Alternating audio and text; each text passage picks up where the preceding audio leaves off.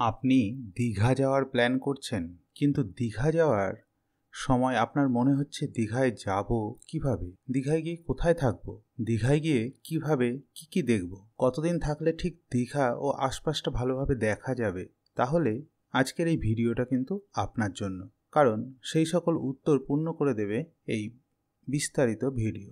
আর এই ব্লগ সঠিকভাবে ভ্রমণের পরিকল্পনা করতে আপনাকে সুবিধে দেবে অবশ্যই। তাই সম্পূর্ণ ভিডিওটি আপনি দয়া করে পুরোটা দেখুন এবং সেই অনুযায়ী আপনি সিদ্ধান্ত নেন যে কিভাবে দেখলে কদিনের জন্য ভ্রমণটি করলে আপনার দীঘা ভ্রমণ সম্পূর্ণ হবে। দীঘায় এসে আপনি কোথায় থাকবেন? ওল্ড দীঘা না নিউ দীঘা, না মন্দারমণি বা তাজপুর?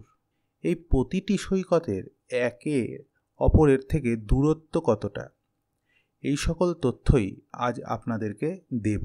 যারা দীঘায় একাধিকবার গিয়েছেন তাহারা যদি নিরিবিলি পরিবেশে এবার একটু অন্যভাবে থাকতে চান তাহলে কোথায় থাকলে ভালো হয়?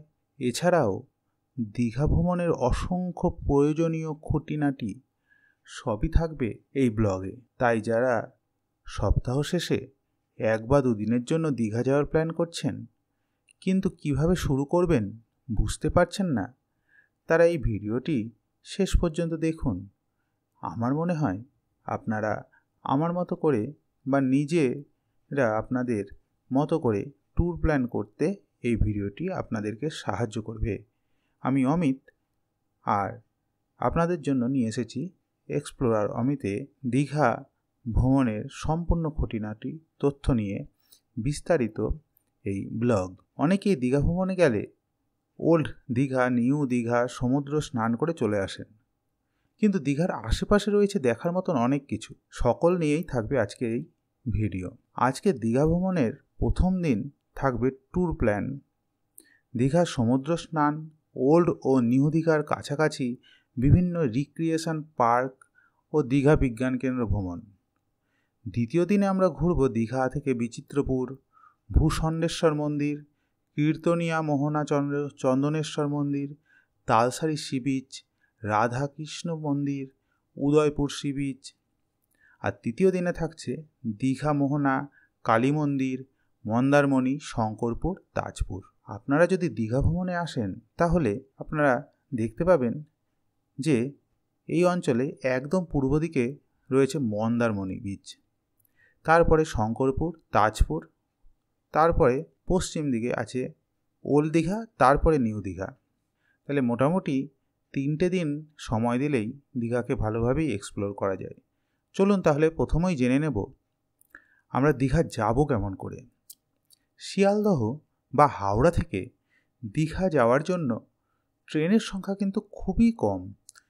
তাম্রলিপ্ত এক্সপ্রেস সকাল 6টা 45 মিনিটে ছেড়ে পৌঁছায় 10টা 5-এ।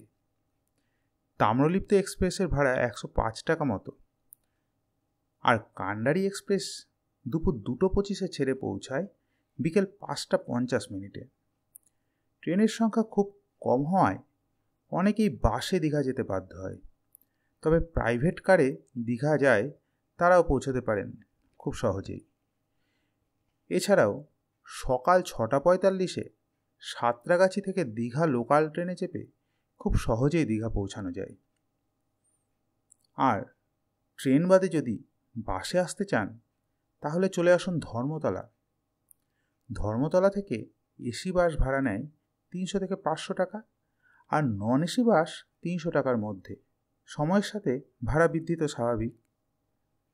আর আপনারা যদি রাতের বাসে চাপেন তাহলে ভোরবেলায় দীঘাতে এসে সূর্যোদয় দেখে নিয়ে চেক ইন করতে পারেন। দীঘায় তো পৌঁছলেন, এবার সবচেয়ে বড় প্রশ্ন, দীঘায় থাকবেন কোথায়? দীঘায় এসে মাথায় প্রশ্ন আসে, কোথায় থাকবো? ওল্ড দীঘা না নিউ দীঘা? বিচের কাছের হোটেল না দূরের হোটেল? কোলাহল মুক্ত পরিবেশে না ভিড়ের মধ্যে? আর এই সকল হোটেলের ভাড়ায় বা কত? ওল্ড দীঘার থেকে নিউ দীঘায় হোটেলের সংখ্যা কিন্তু অনেক বেশি। একটু কোলাহল মুক্তভাবে থাকতে গেলেও নিউ দীঘাকে বেছে নিতে হয়। আবার ইচ্ছা করলে ওল্ড দীঘাতেও থাকতে পারেন। তবে খুব সুন্দর ফাঁকা নিরিবিলিতে থাকতে গেলে কিন্তু আপনাকে মন্দারমণি, তাজপুর এসব জায়গা বেছে নিতে হবে। আবার মন্দারমণিতে যদি থাকেন, সেখান থেকে দীঘার আশেপাশে সব জায়গা ঘুরতে দূরত্ব কিন্তু অনেকটাই বেশি হবে। তবে গাড়ি ভাড়া করে নিয়ে গোটা দিনের জন্য যদি বেরিয়ে যান, তাহলে অসুবিধে হওয়ার কথা নয়। তবে মনে রাখবেন, মন্দারমণি দীঘা থেকে অনেকটাই দূরে, পূর্ব দিকে অবস্থিত। তাই ওখান থেকে দীঘার পরে উড়িষ্যার দিকে সাইট সিন করতে হলে দূরত্ব আরও বেশি হয়ে যায়। আর যদি নিউ দীঘায় থাকেন, তাহলে নিউ দীঘার পশ্চিমের ভিউ পয়েন্টগুলি যেমন দূরত্ব, তেমনি পূর্ব দিকে অবস্থিত মন্দারমণি, শঙ্করপুর, তাজপুর এগুলোও সমানভাবে দেখে নেওয়া যায়। নিউ দীঘায় কম খরচে থাকতে হলে রয়েছে পশ্চিমবঙ্গ সরকারের ইউথ হোস্টেল। বুকিং করতে হয় অনলাইনে, তবে খরচটা হয় বেশ কম। দীঘায় এসে হোটেল যতটা সম্ভব বাজেট অনুযায়ী বিচের কাছাকাছি নেওয়াই ভালো। তবে নিজে থেকে স্পট বুকিং করবেন, আশা করি এতে কম খরচে নিজের পছন্দের জায়গা বেছে নিতে পারবেন, কোনো দালালের পাল্লায় পড়বেন না। নানান হোটেলের ফোন নাম্বার আমি ডেসক্রিপশন বক্সে দিয়ে দেব, চাইলে আপনারা ওই নাম্বারে ফোন করে হোটেলের সাথে কথা বলে নিতে পারেন। এবার আসি, দীঘায় খাবেন কোথায়? ওল্ড দীঘা ও নিউ দীঘা খাবারের জন্য প্রচুর ভালো মানের হোটেল আছে। এছাড়াও যে হোটেলে থাকবেন সেখানে তো রেস্টুরেন্ট থাকেই।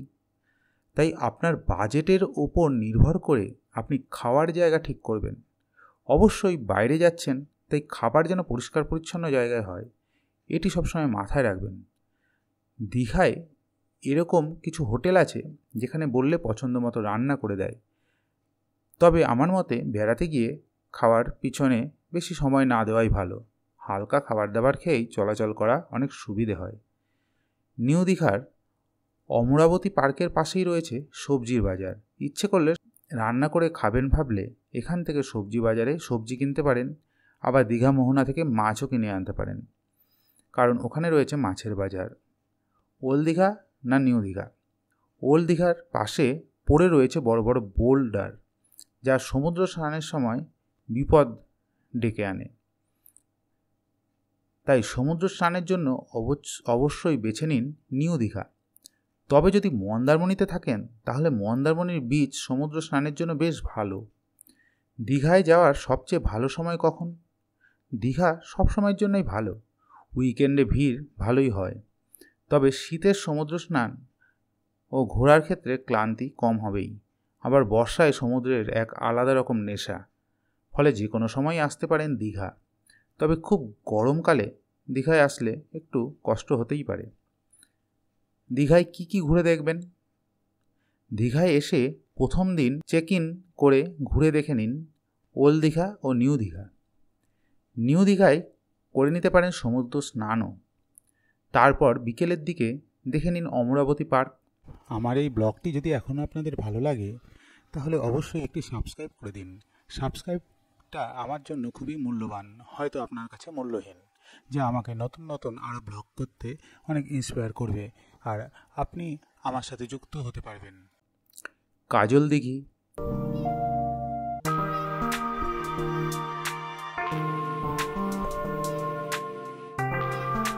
দীঘা বিজ্ঞান কেন্দ্র এবং রাতে ঘুরে নিন ঢেউসাগর পার্ক।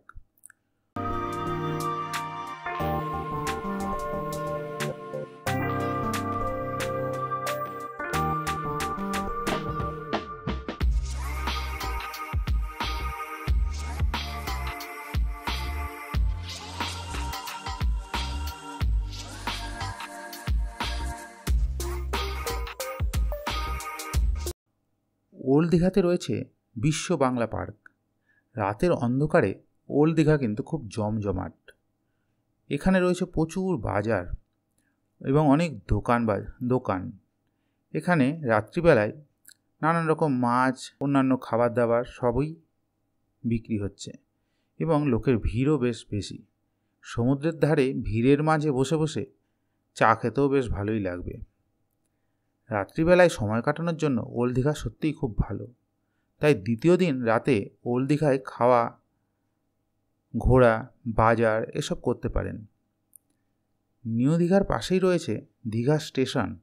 আর তার পাশেই রয়েছে পুরী জগন্নাথ মন্দিরের আদলে গড়ে উঠতে চলা জগন্নাথ মন্দির। অমরাবতী পার্কের মাঝে রয়েছে লেক। এখানে রয়েছে বোটিংয়ের ব্যবস্থা, টয় ট্রেন এবং রোপওয়ে। এরপর আসুন দীঘা বিজ্ঞান কেন্দ্র। এখানে দেখতে পারেন সায়েন্স, কেমিস্ট্রি, ফিজিক্সের উপর নানান রকম পরীক্ষা।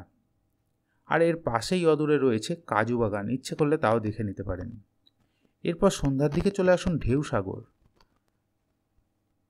এই ঢেউসাগর পার্কে সন্ধ্যের দিকে বিভিন্ন ধরনের আলোকসজ্জার জন্য আকর্ষণ বেশ বেশি। এই পার্কের ভিতরে বিভিন্ন ধরনের খাবারের দোকানও রয়েছে। রাত্রিবেলায় এখানেও খাওয়া দাওয়া করে নিতে পারেন। রাত্রিবেলায় এখানকার আকর্ষণ বেশ ভালো। এই তো গেল প্রথম দিন। এবার দ্বিতীয় দিন আপনাদের একটি অটো রিজার্ভ করে নিতে হবে। অটো রিজার্ভ করে আপনারা বেরিয়ে পড়ুন দীঘার পশ্চিম দিকের কিছু দ্রষ্টব্য স্থান দেখতে। এর জন্য অটো ভাড়া পড়বে 1200 থেকে 1500 মধ্যে মোটামুটি। দরদাম করে নেবেন। প্রথমেই চলে যান উড়িষ্যার ভূষণ্ডেশ্বর মন্দির। এখানে রয়েছে একটি বড় শিবলিঙ্গ।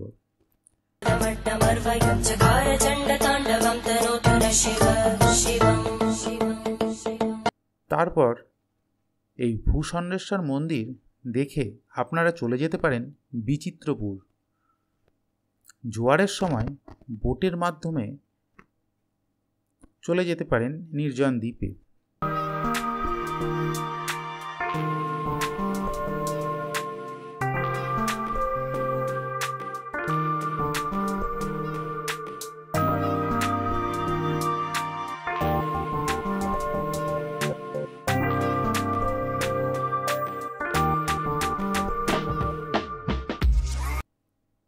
এরপর দেখে নিতে পারেন কীর্তনিয়া মোহনা। এখানে সুবর্ণরেখা নদী বা বঙ্গোপসাগরে মিলিত হয়েছে। এরপর পরবর্তী গন্তব্য চন্দনেশ্বর মন্দির। দীঘা থেকে মাত্র 6 কিলোমিটার দূরে রয়েছে এই মন্দির। মন্দির চত্বরে রয়েছে পাণ্ডারা, চাইলে তাদের মাধ্যমে আপনি এখানে পূজাও দিতে পারেন। এরপর আমরা চলে গিয়েছিলাম তালসারি বিচ। দীঘা থেকে তালসারির দূরত্ব প্রায় 7 কিলোমিটার। আর জায়গাটা কিন্তু উড়িষ্যার মধ্যে। এই বিচে রয়েছে লাল কাঁকড়া। আবার এখানে করা যায় বাইক রাইডিং। এরপর আজকে আমাদের শেষ গন্তব্য উদয়পুর বিচ। নিউ দীঘা থেকে উদয়পুরের দূরত্ব 2 কিলোমিটার মতো। দীঘা ভ্রমণের এটি একটি আকর্ষণীয় জায়গা। এখানে সমুদ্রের ধারেই জলের উপর রয়েছে বিভিন্ন খাবারের দোকান। সেখানে বসে খাবার অর্ডার দিয়ে খেতে পারেন। হ্যাঁ, তবে মনে রাখবেন মাছটা যখন খাবেন ভালো করে যাচাই করে নেবেন, হাইজেনিকের সমস্যা থাকতে পারে। এরপর দেখে নেওয়া যেতে পারে ওশিয়ানা সমুদ্র সৈকত। ঢেউসাগর থেকে কিছুটা এগিয়ে পড়ে এই ওশিয়ানা বিচ। দীঘা থেকে আস্তে আস্তে এখানে আসতে পারেন। এই পার্কে কোনো এন্ট্রি ফি লাগে না। তেমন আকর্ষণীয় কিছু এখানে তেমন নেই, তবে রয়েছে প্রচুর নীরবতা। যদি নীরবতা ভালোবাসেন তাহলে এই জায়গাটি বেশ ভালো। বিকেলে ফিরে বিশ্রাম নিয়ে রাতে ঘুরে নিন ওল্ড দীঘা বিচ। এই ওল্ড দীঘাতে থেকে আপনারা কিনে নিতে পারেন বিভিন্ন জিনিসপত্র বাড়িতে নিয়ে যাওয়ার জন্য। এছাড়া খাওয়া দাওয়া করতে পারেন।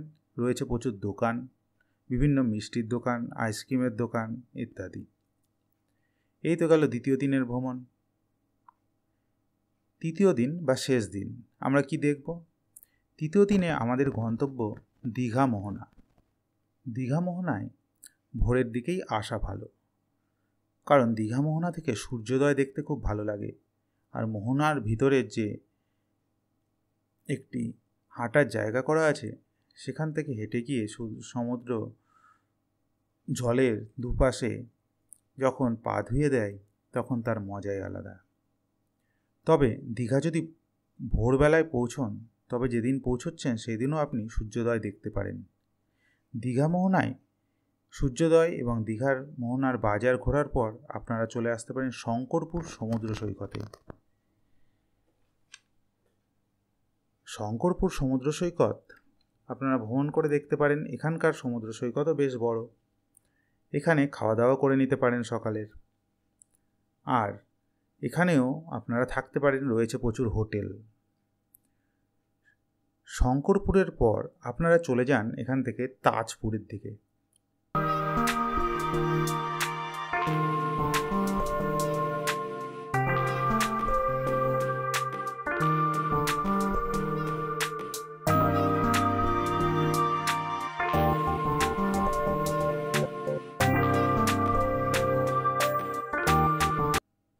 তাজপুরে যদি দুপুরবেলায় পৌঁছন 12টার দিকে, তাহলে তাজপুরের বিচের পাশে রয়েছে প্রচুর হোটেল। এই হোটেলগুলোর বিশেষত্ব হলো এখানে আপনি যদি খাবার অর্ডার দেন, এখানে দেশি মুরগি পাওয়া যায়। দেশি মুরগি যদি আপনি অর্ডার দিয়ে দেন, তাহলে ওই 750 টাকার রান্না করে কেজিতে নেয়, তা দিয়ে ভাত খাওয়া যায়। আর ভাত, নিরামিষ ভাত 70 টাকা থেকে 80 টাকা প্লেট নেয় বর্তমানে এই 2024 সালে। সময়ের সাথে তো দাম বাড়বেই। তাজপুরে দুপুরে খাওয়া দাওয়া করে আপনি মন্দারমণি চলে যেতে পারেন। মন্দারমণিতে ছোট ছোট সমুদ্রের ঢেউ আপনার পা ধুইয়ে দেবে। এখানে আপনি সময় কাটিয়ে আপনার দীঘা ভ্রমণ শেষ করতে পারেন। আর মন্দারমণির বিচের সামনেই দেখতে পাবেন বাঁশের কেল্লার মতন সব উঁচু উঁচু হোটেলের মতো। এখানেও আপনারা খাওয়া দাওয়ার ব্যবস্থা করতে পারেন। তবে জায়গাগুলো খাবারের স্বাদ কিন্তু খুব ভালো নয়। মন্দারমণির রাস্তার উপরে যে হোটেলগুলো আছে সেখানের খাবার অপেক্ষাকৃত ভালো। নমস্কার বন্ধুরা, ভালো থাকবেন। দেখা হবে আপনাদের সাথে আবার নতুন কোনো ভ্রমণের ব্লগে।